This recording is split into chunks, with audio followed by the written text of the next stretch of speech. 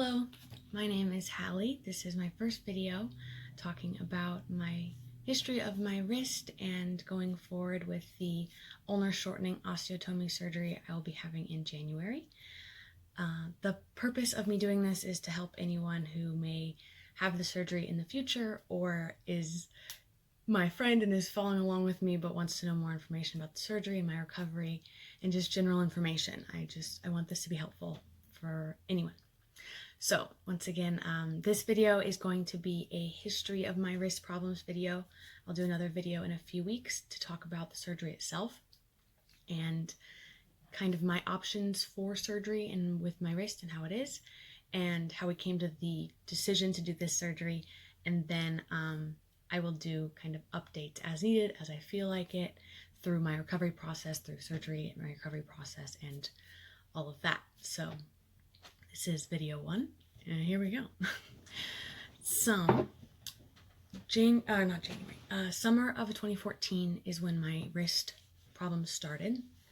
I believe it was June, July, August-ish, but I can remember it very vividly. I was walking across the parking lot to the dorms of the college I was at the time, and all of a sudden I had this very bad, horrible, no good pain. It was awful. It was very painful, and I turned beeline to my car and I drove myself to the emergency room. They checked me out, did all the stuff, and said that it was probably a strain, to keep it wrapped for about 2 weeks and it'd be better. So I did, and it did, and then no good, very bad, horrible pain returned. Back to the emergency room. They said it was probably a strain, keep it wrapped, and it'd get better.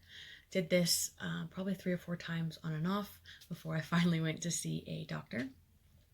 Went to see a doctor. They said they weren't completely sure what was going on. Let's give it a cortisone injection and see if it gets better. Did that. Didn't get better. Went back, got another cortisone injection. They sent me to occupational therapy to help, to try to help. That didn't really do much of anything. I don't think any of the procedures we did there really helped, except there were 2 that I enjoyed. I don't know if they really helped, but there was one that was like the paraben bath, where you stick your hand in hot wax and then you pull it out, and as it cools, it's supposed to help decrease inflammation. And then the other procedure was, I think it's called osteophoresis or electrophoresis. And basically they stick a huge band-aid to you and they hook up a little electric device and it sends signals down to release medication into the area that they have the big band-aid. It's not a band-aid, it's something fancier than that. But that's what I like to explain it as. I can maybe pull up a little picture to put here. So I enjoyed those 2 things, but it didn't really help. I was still in pain. It was still kind of awful. Went back to the doctor. I believe at this point was when I was in the worst of the pain. Every step I would take, it would throb. I would hold it right by my side. Like I was always right here. I wasn't doing pretty much anything with it. I wasn't using it. I was just, it was bad. It hurt. So I believe I then get another cortisone injection. There's a lot of cortisone injections in this whole process. But it was just bad. It was a lot of pain.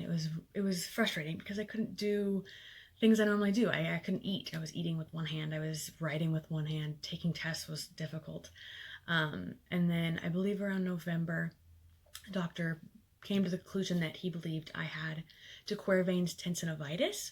And I'll add a little picture here so you guys can see the anatomy. But basically what this means is you have a ligament sheath in your wrist that wraps around your wrist. And in de Quervain's tendinovitis, that ligament sheath gets tighter and tighter, and especially causes issue for the tendon that leads up to your thumb, where it gets stuck, it gets hitched, and it's very uncomfortable. It can decrease blood supply, decrease nerve supply, decrease movement, all the things I was dealing with. And fun fact, one of the main tests for de Quervain's tendinovitis, if you grab your thumb in your fingers like this and then tilt your wrist, ulnar deviate your wrist, so towards your pinky side, if it hurts right here, like really hurts, there's a good potential you have de Quervain's tendinovitis. That's the test. It has a fancy name. But so they established that. We planned surgery. At this point, it was surgery. Everything else had failed. So we had planned surgery for January of 2015. I got that surgery. It was just de Quervain's tendinitis release, where they go in and they just cut that ligament sheath. I'm not sure if you can see it, but there's my surgical scar from that one. Right there, that little guy right there.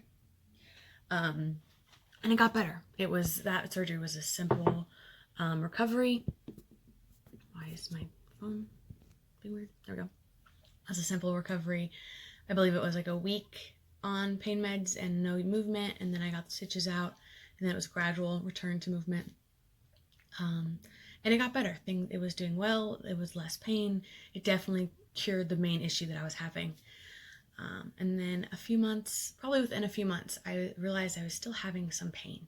It wasn't the same pain. It wasn't drastic, but didn't feel like it ever got back to 100%. So I went back to see that orthopedic surgeon who did my surgery, and he double checked everything, said all looked good, nothing was broken, everything from the surgery looked great, which I didn't doubt. I told him that. I was like, well, I don't doubt the surgery went well. It obviously helped that main problem, but something's still off. Something still isn't right. And which I completely understand his viewpoint of what he was saying, but he kept saying, well, nothing went wrong with the surgery. And I was like, okay, I agree. And so we just kind of left it. And it never really felt completely better. And then when I was in Pennsylvania, I don't think it hurt that bad, or if it did, it wasn't anything. But I would have these times where it would just up and down pain. Like it'd be bad and then be fine, then be bad and be fine. And then when I moved out here to Washington State, I started to be in more pain. I know I went to the doctor relatively soon after I moved out here to see if there was anything I could do for it. In 2018, so it would have been that first semester I was here, that first fall, I went and I got a contrast MRI, and I tried to find the video results from this, and I can't find them, so I can't show you them. But I got a contrast MRI, which showed that I have multiple micro tears in my wrist. So the ligament that is here is slightly torn. The one that is, I think, here is slightly torn. The TFCC, which is basically like the meniscus for your wrist, is what they call it. I believe had a full tear or a partial tear. I don't remember now, but that had a tear. So multiple, 3 or 4 significant ouchies in a relatively small space. And he said that I did have a slight ulnar deviation. Oh, not ulnar deviation. What is it? A positive ulnar variant. There you go. That's what it's called. So what that means is my ulna is longer than my radius. And I did remember when he's talked about this, that when they came to the conclusion that I had the de Quervain's tendinitis, that it could have been caused by the fact that my ulna is longer than my radius, adding stress to that whole area. So it was like, okay, cool. You have some tears, rest it, might get better, might not, kind of a thing. Nothing much you can really do for it, but I did get another cortisone injection. Then my left wrist started to act up, so it took kind of the priority, but that was a cortisone injection, and we're at the brace for 2 to 3 weeks, and it's been completely fine. My left wrist has never had any other issues. So if you start to have any pains that feel like it could be de Quervain's tendinitis, go to your doctor, get your cortisone injection, wear your brace, and it'll get better, hopefully. But my right wrist, again, it would fluctuate. It would be really, really painful, really awful. I'd wear my brace. I'd take lots of pain pills. Not lots. I would take pain medication as prescribed. And then I would go through some lulls where it would be like a 1 to 2 every day for a month or so. And so it was nothing like awful, but it would hurt and then be fine, and it'd hurt and be fine. I went to the doctor, got an x-ray, everything looked fine. You know, it was just kind of this continual pattern, I guess, of it hurting, me going to the doctor, them saying, well, we could give you a cortisone injection, you can give you a brace.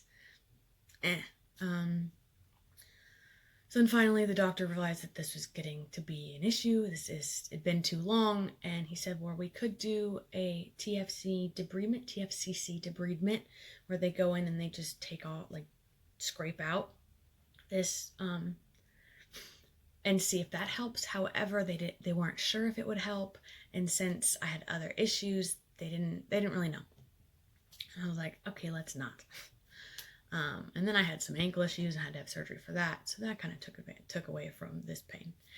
But recently, within the past few months, it has been really bad. Again, really painful, never less than a 2, sometimes very high. I've been wearing my brace every single night to sleep. Even some days I've been wearing it. And so it's just, we need to do something about it. I can't just live like this forever. And it was getting worse. I'd had new pain. So the places I mostly have pain is down my ulna, which is the pinky side bone in your forearm, down my ulna, in the middle here, kind of in the middle of my hand, and then thumb side. And I started to have new pain right in, so your ulnar snuff box, or your snuff box, not ulnar, just your snuff box, is this big kind of dent here. I started to have pain right inside there, which was new. And new pain is always something to be alarmed about. So I went to see my doctor again and said, hey, look, this is getting worse. I have new pain. I need to do something about it. And he goes, okay, well, we can give you a cortisone injection and give you a brace. I'm like, we've already done that. I don't really want more. We could send you to PT, but we don't really know what the issue is. And so we don't really think physical therapy would do that much because we don't have certain goals in mind to improve. It would just be, she has pain, try to make it better. And so we were like, let's not do that. So he sent me up to a hand and wrist specialist, orthopedic specialist at Northwest Orthopedic Specialists in Spokane. So if you ever have an orthopedic issue, I would highly recommend them. Dr. Paterte did my ankle surgery, and he's phenomenal. I really enjoyed working with him, I guess is how you'd say that. But he sent me up there to see Dr. Horn in Spokane, and Dr. Horn walked in and said, yeah, your ulna is longer than your radius, and it's causing some issues, and so we need to do something about it. Cool. And so he took an x-ray, a new x-ray, which I will post a picture of or add it here. And my ulna is longer than my radius. And it is started to, since my last x-rays, which would have been in the last year, I believe, it has started to push up against my lunate, which is this bone here in the middle, and has caused a bone cyst on my lunate, which makes sense why I've been having pain here. And he believes that I'm having pain thumb side because my ulna is pushing on my lunate. There's a bone cyst, so now even less space in this already small space area. My lunate is trying to get away, and it's pushing on the scaphoid. The scaphoid's pushing on the trapezium. Trapezium's pushing on the foot. Just basically everything is bumping up against each other, trying to work properly and trying to get enough space to exist and do what it's supposed to do. And that's just why it's all aggravated. And so went to see him. We talked about that diagnosis. He said, as far as surgery goes, I really have 3 options. So talked about all of those options, and we have scheduled surgery for January. So doing the osteotomy. And yeah, so that is my history of wrist problems. Initially, I guess that would make it, 6 years? I started in 2014. This newer pain, this newer issue has really been the last 3 years, definitely, with the last 6-8 months being more impending pain, I guess that's the way to say it. And so yeah, that is me. I'm hoping to add some fun anatomy adds to the video, but I will post another video soon talking about the surgery itself, a little bit more description of what it was and not just the quick, they break your arm and they shorten it and they put it together. A little bit better description of the surgery itself and what can I expect. And then in January, I'll do a pre-op video and a op video and then a recovery process. So hopefully you'll follow along my journey. If not, that's totally fine. To anyone who has getting this surgery in the future, good luck. To anyone who never has to get the surgery, good job. But yeah, so see you guys next time.